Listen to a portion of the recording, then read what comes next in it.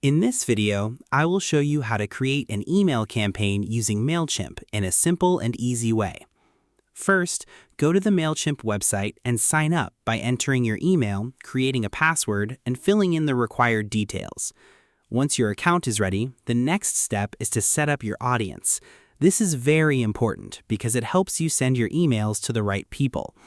You can add contacts by uploading a file like SCV or by copying and pasting them from your spreadsheet. Keeping your audience organized from the beginning will make your campaigns much more effective. After that, move to the Campaigns section and click on Create to start a new email campaign.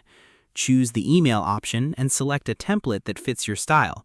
You can easily customize it using the drag and drop editor by adding text, images, buttons, and links, and adjusting colors and fonts to match your brand. Before sending your email, make sure to preview and test it so it looks good on both desktop and mobile. Then, set a strong subject line, a clear sender name, and the correct reply email. Finally, you can either send your email right away or schedule it for later.